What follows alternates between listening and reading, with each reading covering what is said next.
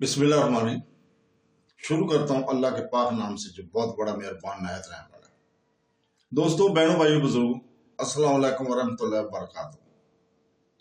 तारीख इस्लाम में हज़रत खालिद बिन वलीद की किस्त नंबर 103 में हम आपको खुशामदीद कहते हैं और हम वहीं से शुरू कर रहे हैं जहां कल रुके थे हम। हज़रत खालिद बिन वलीद पीछे हटे और दूसरे दस्तों को आगे बढ़ाया। जंग का माहौल है और जंग शुरू हो चुकी है। आतिश परस्तों को तादाद की अफराद का फायदा हासिल था। एक एक मुजाहिद का मुकाबला 4-4, 5-5 आतिश परस्तों से और असाइयों से हो रहा था। दुश्मन को इस फायदे से महरूम करने के लिए मसना का सवार दस्ता सर धड़ की बाजी लगाए हुए था। इसने सवारों को मुतहद टोलियों में तकसीम कर दिया था। ये टोलियां बारी बारी घोड़े सरपट दौड़ाती बगुलों की तरह कभी पहलू से कभी अकब से आती और कफार के कई आदमियों की बर्छियों और कोल से काटते गुजर जाती। इस तरह दुश्मन की तवज्जो अपने अकब पर भी चली गई थी। लेकिन मसना के सवार रुक कर नहीं लड़ रहे थे। इन सवारों ने दुश्मन की तरतीब दरम बरम किए रखी। मुसन्ना की इस कार्रवाई से हजरत खालिद बिन वलीद ने पूरा फायदा उठाया। अबू बकर मैदान जंग में एक ऐलान सुनाई देने लगा और जरतश्त के पुजारियों, जमकर लड़ो। मदैन से बैमन जाजविया का लश्कर आ रहा है, ये ऐलान बार बार सुनाई देता था। हजरत खालिद बिन वलीद को ये ऐलान कुछ परेशान कर रहा था। उन्होंने पहलुओं के सलारों को पैगाम भेजे कि हर तरफ ध्यान रखे। हजरत खालिद बिन वलीद ने अपने महफूज के दस्तों को भी खबरदार कर दिया कि अकब से हमले का खतरा है। तकरीबन तमाम मौरखीन ने लिखा है कि बामन जाजविया मदैन से कोई लश्कर नहीं ला रहा था। किसी ने भी ये नहीं लिखा कि वो जाबान कोई मदद के लिए कोई लश्कर नहीं पहुंच सका था। एक मौरख याकूत ने लिखा है कि बामन जाजविया अपने लश्कर में शामिल होने के लिए वापस आ रहा था। रास्ते में इसे इस लड़ाई से भागे हुए कुछ सिपाही मिल गए जिन्होंने इसे अलैस के जंग का हाल सुनाया। जाजविया आगे आने की बजाय वहीं रुक गया। इसका मकसद यह था कि शिकस्त इसके खाते में ना लिखी जाए। बहरहाल इस ऐलान ने कि मदैन से जाजविया फौज लेकर आ रहा है, मुसलमानों में नई रूह फूंक डाली। हजरत खालिद बिन वलीद ने ऐलान किया कि मदैन के लश्कर के पहुंचने से पहले पहले इस लश्कर का सफाया कर दो। लेकिन आतिश परस्त और ईसाई चट्टानों की तरह डटे हुए थे। हजरत खालिद बिन वलीद दुआ तो करते ही थे, लेकिन ये पहला मौका था कि चंद घोड़ों से उतरे, जमीन पर घुटने टेक दिए और हाथ बुलंद करके दुआ की, खुदाए जुल जलाल हिम्मत अता फरमा कि हम इस लश्कर को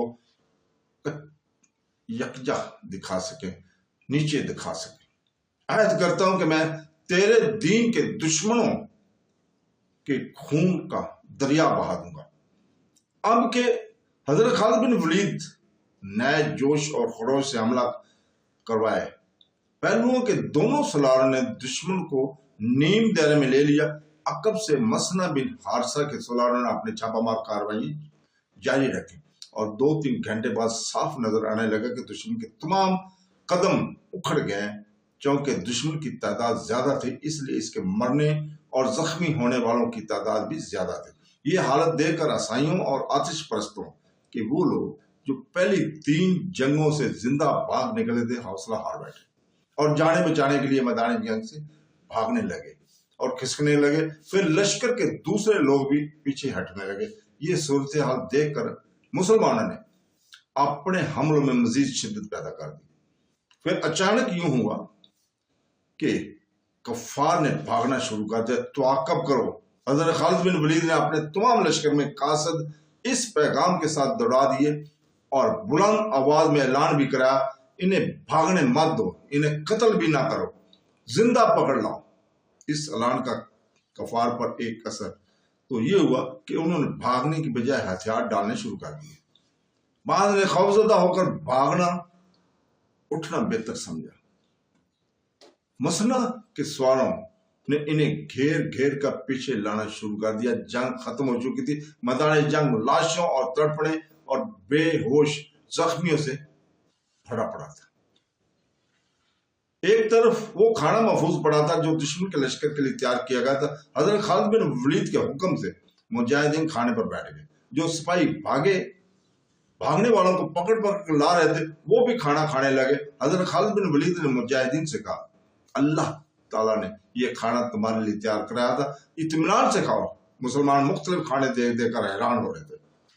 انہوں نے ایسے کھانے پہلے کبھی نہیں دیکھے تھے اور نہ کھائے تھے، اور جو کی روٹی، اونٹنی کا دودھ اور کھجوریں کھانے والے لوگ تھے۔ مورخوں نے لکھا کہ دشمن کے جن آدمیوں کو زندہ پکڑ کر لایا جا رہا تھا، انہیں حضرت خالد بن ولید کے حکم سے حصیر کے کنارے لے جاتے اور ان کے سر اس طرح کاٹ دیے جاتے کہ سر دریا میں گرتے تھے۔ ان کی دھڑ اس طرح کنارے پر پھینکے جاتے تھے کہ ان کا خون دریا میں جاتا تھا۔ اس طرح قتل ہونے والوں کی تعداد ہزاروں کے حساب سے تھی۔ غیر مسلم مورخوں اور مبصروں نے حضرت خالد بن ولید کے اس حکم کو ظالمانہ فعل قرار دیا ہے، لیکن حضرت خالد بن ولید کہتے ہیں کہ انہوں نے خدا سے عہد کیا تھا کہ وہ کفار کے خون کا دریا بہا دیں گے، اور دریا کے اوپر بندہ ہوا تھا جس نے دریا کا پانی روکا ہوا تھا، اس لیے خون دریا میں جمتا جا رہا تھا۔ کسی نے خالد بن ولید کو مشورہ دیا کہ خون کا دریا صرف اس صورت میں بہے گا کہ بند کھول دیا جائے۔ چنانچہ بند کھول دیا گیا۔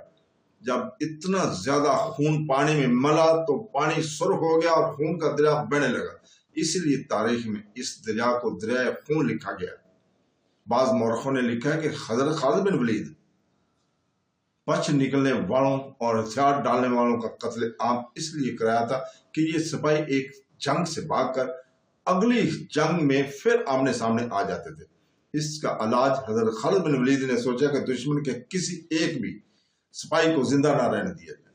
کہتے ہیں کہ 3 دن آتش پرستوں اور عیسائیوں کے قتل کیا جاتا رہا۔ اس طرح قتل ہونے والوں کی تعداد ملا کر دریائے خون کی جنگ میں جو آتش پرست اور عیسائی مارے گئے، ان کی تعداد 70,000 تھی۔ شہنشاہ فارس اردشیر جو نشیروان عادل کا پڑپوتا تھا، ایسے مرض میں مبتلا ہو گیا تھا جو شاہی طبیبوں کے قابو میں نہیں آ رہا تھا۔ اتنا تو وہ جانتے تھے کہ پے در پہ 3 شکستوں کا صدمہ ہے، لیکن صدمہ آخر جسمانی مرض کی صورت اختیار کر گیا تھا۔ اس کا علاج دوائیوں سے ہونا چاہیے تھا، لیکن یوں معلوم ہوتا تھا جیسے وہ دوائیوں کو نہیں بلکہ دوائیاں اسے کھا رہی ہیں۔ زرخیز علاقہ اردشیر پر خاموشی تاریخ ہو گئی تھی۔ وہ جو اپنے وقت کا فرعون تھا، شہر کے دیے کی طرح ٹمٹرا تھا۔ طبیب اس کوشش میں لگے ہوئے تھے کہ اردشیر تک جنگ کی کوئی بری خبر نہ پہنچے، لیکن یہ ممکن نہ تھا۔ وہ جب بولتا تھا تو یہی بولتا تھا کہ آگے کی کیا خبر ہے، خبریں اچھی آ رہی ہیں۔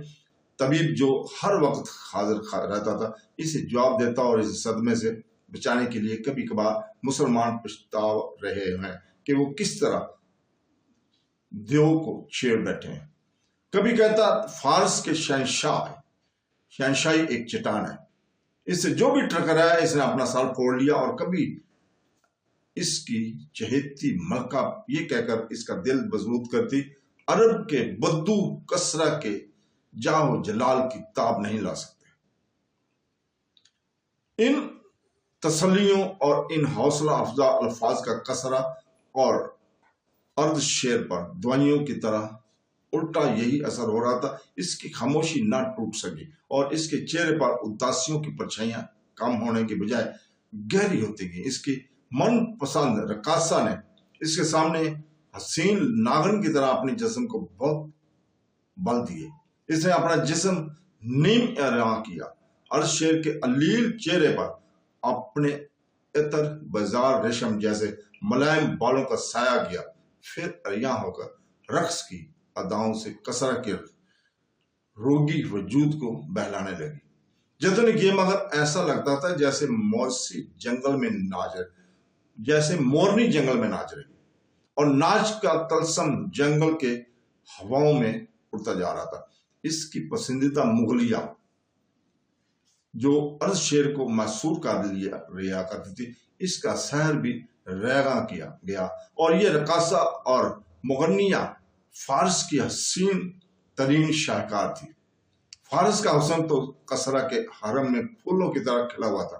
ان پھولوں میں ادھ کھلا لڑکیاں بھی، ادھ کھلی کلیاں بھی تھیں، اور ارض شیر ان کے مخملے ناسوں کے بو باس سے بے ہوش ہو رہا تھا، مدہوش ہو رہا تھا۔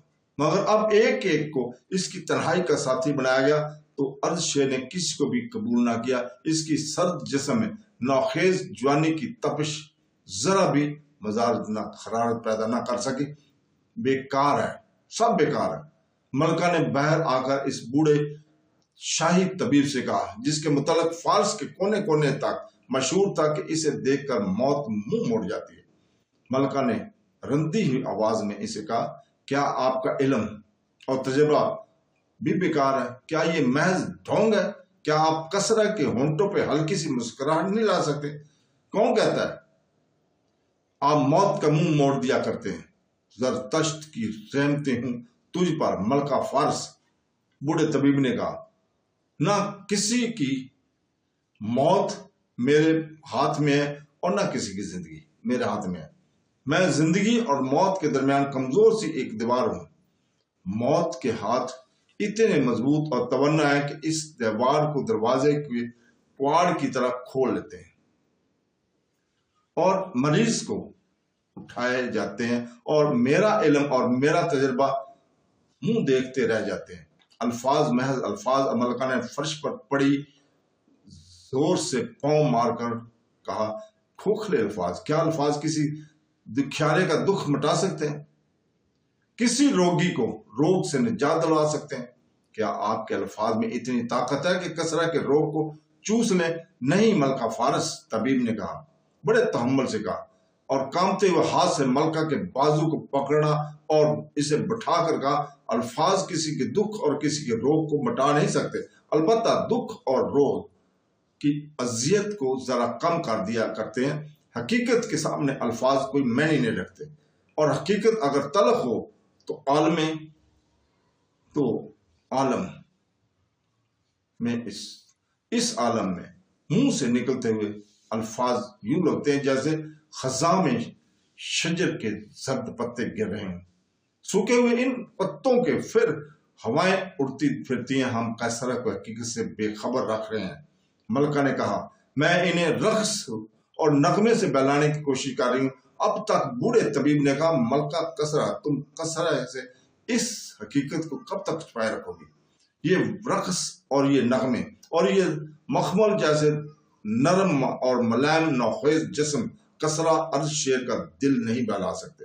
اگر کسرا صرف شہنشاہ ہوتے تو وہ اپنے آپ کو بڑے حسین فریب دے سکتے تھے، فرار کے بڑے دلکش راستے اختیار کر سکتے تھے، لیکن وہ جنگجو بھی ہیں، اور ان کے گھوڑے کے سموں نے زمین کے تختے کو ہلا ڈالا تھا۔